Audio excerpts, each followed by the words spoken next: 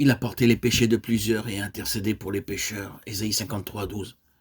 Ces quelques mots nous font pénétrer jusque dans le ciel même et nous font voir à l'intérieur du voile devant le trône de Dieu, celui qui a remporté la victoire au calvaire. Il y intercède pour les pécheurs.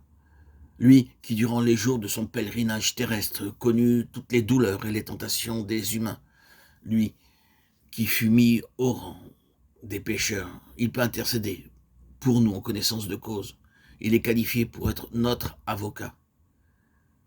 Et maintenant, montons au calvaire et le cœur illuminé parce que nous révèle la prophétie.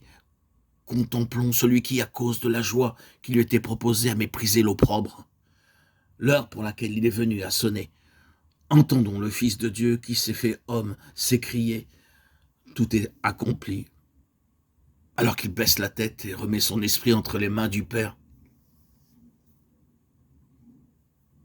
Maintenant, nous savons que le Christ est l'agneau de Dieu. L'agneau que le Père lui-même a pourvu en offrande pour le péché. Celui dont le visage était plus défait qu'aucun autre, a été frappé et brisé pour nos iniquités. Et par ses blessures, nous avons la guérison. La même année que Jésus mourut en Golgotha, quelques jours après la fête de Pentecôte, un voyageur de qualité traversait le désert dans son char et il lisait le prophète Ésaïe. Il est arrivé dans sa lecture à ces mots. Il a été conduit comme un agneau à la boucherie, sa vie a été retranchée de la terre des vivants. Sans doute, il se demandait de qui il était question lorsque Philippe, l'un des disciples, s'approcha de lui sous l'impulsion de l'esprit et se mit à lui expliquer la prophétie. Et comment la lui expliqua-t-il? En lui prêchant. Philippe expliqua la prophétie et démontra son accomplissement en annonçant la croix de Christ. En prêchant Jésus à ce cœur qui cherchait la lumière, il dit la bonne nouvelle du salut. Acte 8, 26, 35. Par là, frères et sœurs en Christ, chers amis, le Saint-Esprit rendait témoignage à la parole du prophète Ésaïe, montrant qu'ici, le prophète avait bien annoncé le Christ de Dieu, qu'il avait vu sa gloire, et parle de lui. Jean 12, 41. Bien avant sa venue terrestre, le prophète Ésaïe annonce la venue du Seigneur. Et aujourd'hui encore, les Juifs lisent le prophète Ésaïe au chapitre 53 et ont un voile sur leurs yeux. Et ils ne comprennent pas, ils ne voient pas qu'il s'agit de Jésus. Quelle douloureuse affliction, quelle peine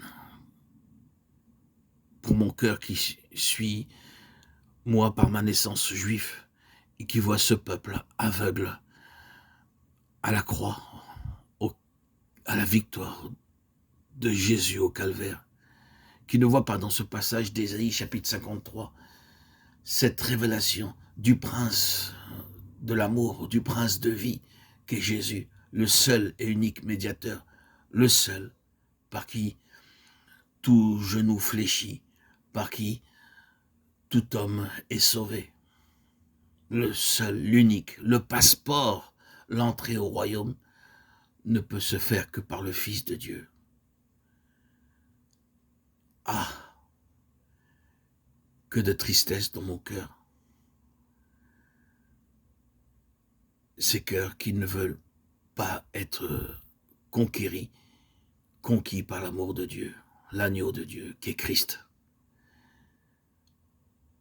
Ils refusent l'appel. Il est pourtant si clair, si explicite. J'invite tous les Juifs aujourd'hui à relire le chapitre 53 d'Ésaïe avec cette vision que cet agneau qu'on mène à l'abattoir est Christ, Jésus, celui sur qui vous fermez les yeux, sur qui vous vous moquez. Et vous remplissez ainsi de péché et fermer les portes au ciel pour rencontrer et vivre l'exaltation suprême que Jésus nous fait vivre en le rencontrant. Et en particulier, j'en témoigne par son esprit. Tout enfant de Dieu qui a reçu l'esprit de Christ peut témoigner du bonheur merveilleux qu'est de vivre de la présence de Christ et de sa plénitude.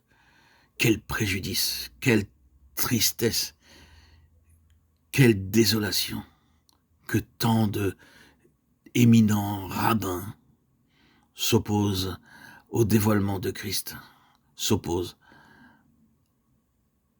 à la vision céleste que Christ Jésus, notre Seigneur, veut offrir à tous ceux qui veulent avancer et s'élever. Ah Seigneur Jésus, je voudrais intercéder jour après jour par mes prières pour que au moins un juif, 2 juifs, dans l'année, ce n'est pas un peu moins, mais dans l'année, puissent porter ses yeux vers toi et ainsi se convertir, répondre à l'appel. Qu'il soit fait selon ta sainte volonté, Seigneur Jésus.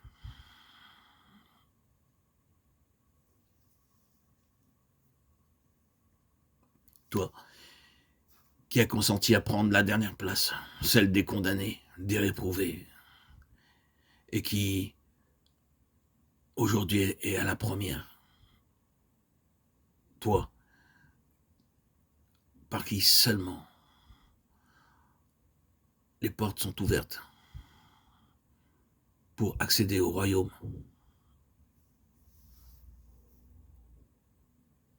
Toi, Seigneur Jésus, qui m'as sorti de ma captivité, délivré de ma servitude judaïque, de ces lois qui m'ont épuisé, fatigué.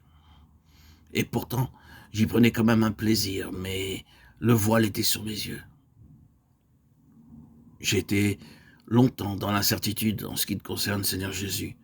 Mais malgré tout, et c'est ce que je fais maintenant, j'interpelle chaque juif à faire comme je l'ai fait, lire secrètement l'évangile jusqu'à ce que, à un moment donné, l'appel se fait et le cœur tressaille devant la puissance de Christ, la puissance de vie génératrice